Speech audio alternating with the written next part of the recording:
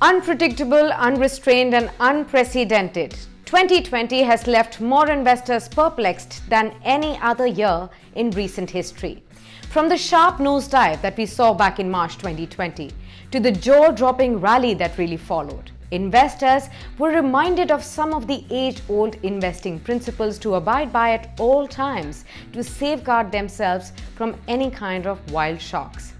Let us dive into some of these market lessons which we learned from this crazy year, 2020. The first confirmed COVID-19 case in India came in early on January 30th, but at that time, nobody really knew what was about to really follow.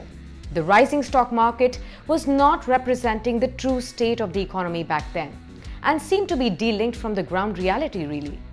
Also, it peaked on January 17th as the S&P BSE Sensex closed a notch below 42,000. In the rewarding markets, the fact that stocks could also go down was not on the minds of most people back then. And this led many investors to really take on more risk than they could really handle. After all, there had been other viruses in the past where we were told that they would be disastrous, like SARS, MERS, and even swine flu. But none of these really affected the vast majority of Indians in the past. However, soon it became clear that this virus was more contagious and deadlier than these previous ones. And no boundaries were able to really contain this fast-spreading virus for the only reason that humans were its carriers, with or without any symptoms.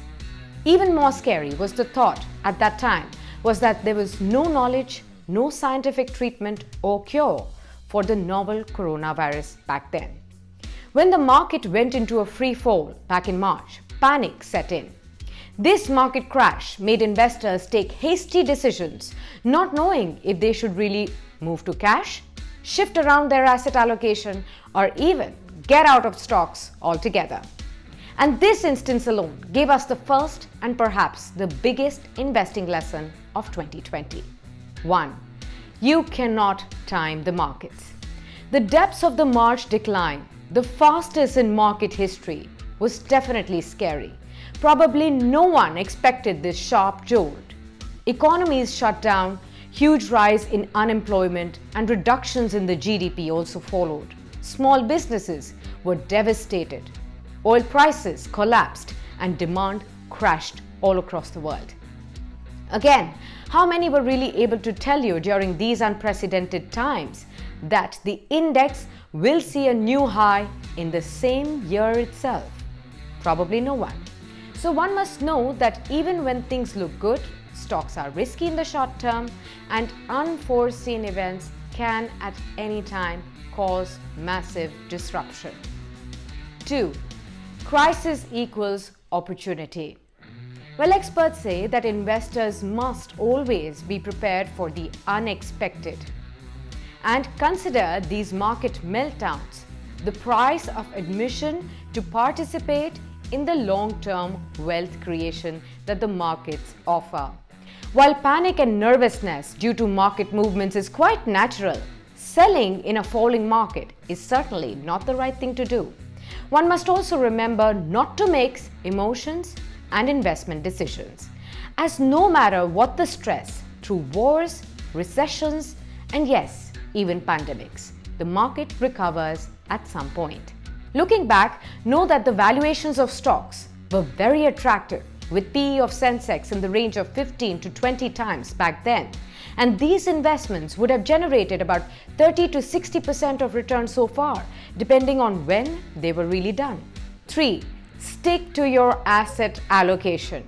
If one would have really maintained the pre-decided asset allocation even in these unprecedented and crisis times, the weight to equities would have automatically been quite enhanced, which, as we would realize today, would have been a very appropriate portfolio decision back then.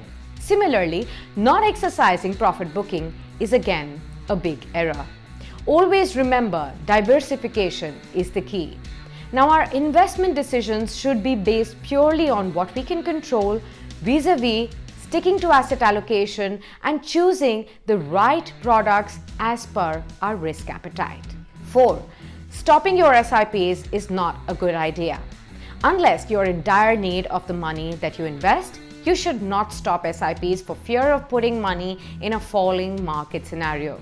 The entire mutual fund industry was hit by a tidal wave of SIP stoppages in March onwards as investors panicked and a sense of doom and gloom eclipsed the investor sentiment. The fundamental problem with stopping and starting our SIPs in an effort to capture the most opportune growth phases is the fact that we end up going against the most fundamental principle of SIP investment. Markets are by nature completely unpredictable and chaotic in the short run, but predictable in the long run.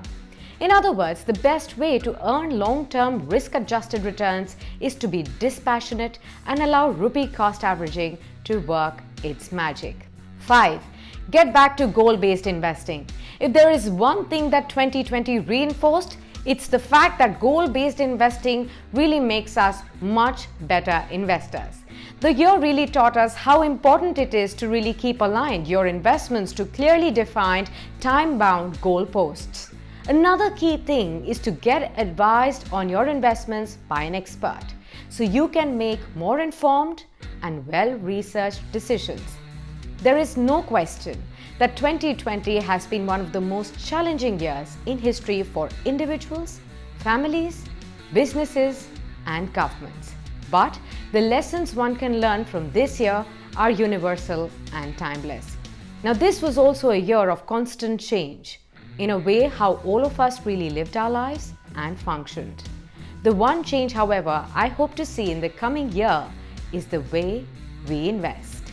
And keeping these 5 investing lessons on the top of the mind should definitely pave the way for investing success in 2021 and beyond.